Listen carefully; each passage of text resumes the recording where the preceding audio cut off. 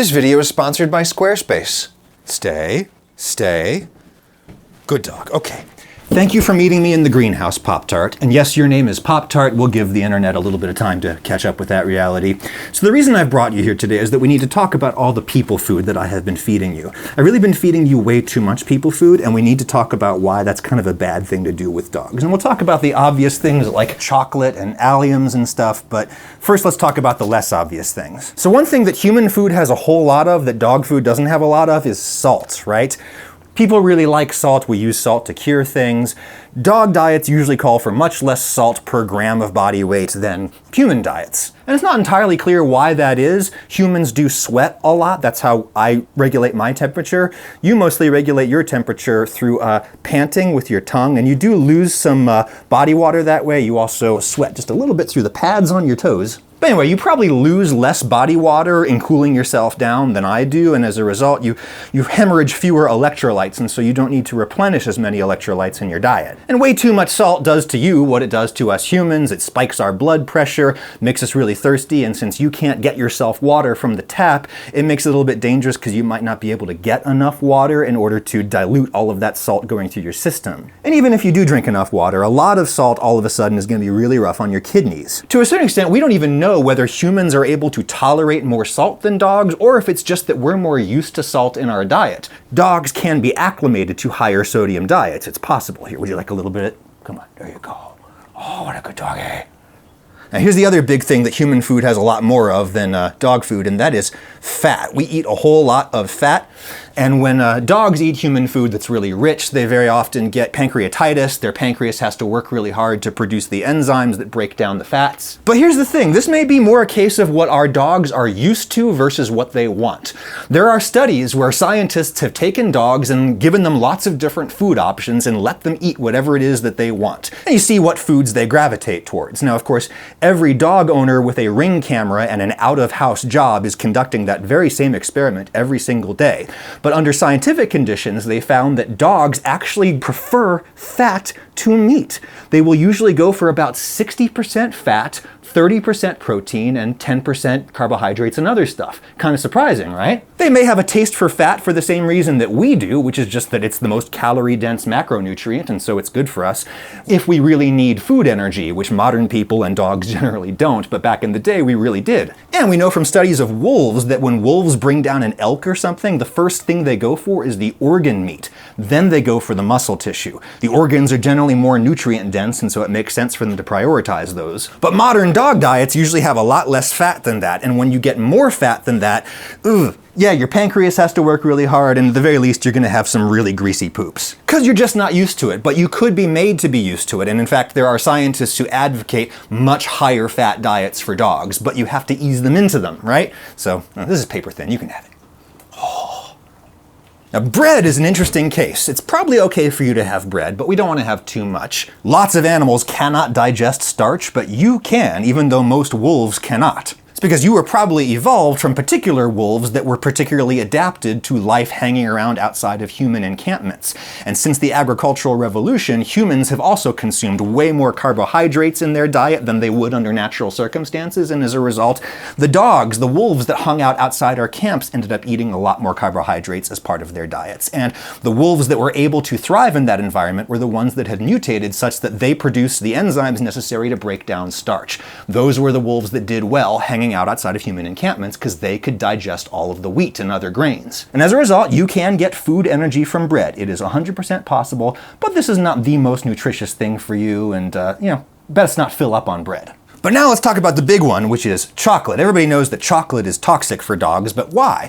Well, it's because the cacao bean contains an alkaloid called theobromide, kind of similar to caffeine. And theobromide is actually toxic to humans too, but we're much better at metabolizing it in our liver and getting rid of it, whereas you metabolize it much more slowly, and so it circulates around your system a whole lot and does some damage. It can make your heart race and do all kinds of other bad things to you. And of course, all of our more intelligent viewers know that the dose makes the poison. Really, everything is toxic in sufficient quantity. So I did the math on this, and if you were to take really hardcore dark chocolate like this, here, you're not paying attention. So I did some math, and in order for you to consume a theoretically fatal dose of theobromide, theobromine, you'd have to eat about a pound or half a kilo of this very, very dark chocolate, because the theobromine is only in the cacao solid, the cocoa solid. It's not in the fat. So you probably have to eat like 4 or 5 of these like 90% cacao chocolate bars in order to get really, really, really sick, though we don't want to risk it. We also don't want to freak out unnecessarily, and dogs get into milk chocolate all the time in our culture, because our culture in the United States generally prefers milk chocolate. And there's just a lot less cocoa solid in this stuff, and so as a result it can be like 10% as deadly to dogs, milk chocolate can. That's not a reason to give it to them. I mean, I'll give you just a little teeny little bit, that's okay, yeah.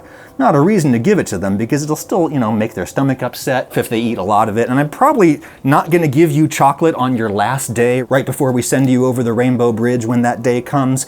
A lot of people will give their dog chocolate just as a final treat, but the thing is, I don't want you to feel sick in your last hours on this earth, so I don't think I'm gonna do that. Alliums. Dogs are not supposed to have alliums, and garlic is the worst one. It's 5 times more potent than an onion. Alliums, of course, contain all of these sulfur compounds that make them strong and tasty to us, but the reason that the plant evolved them is to function as like a pest repellent, right? For science reasons, the oxidizing effect of these sulfur compounds impacts the red blood cells of dogs more than people, and as a result their cells die and they become anemic. Dogs do.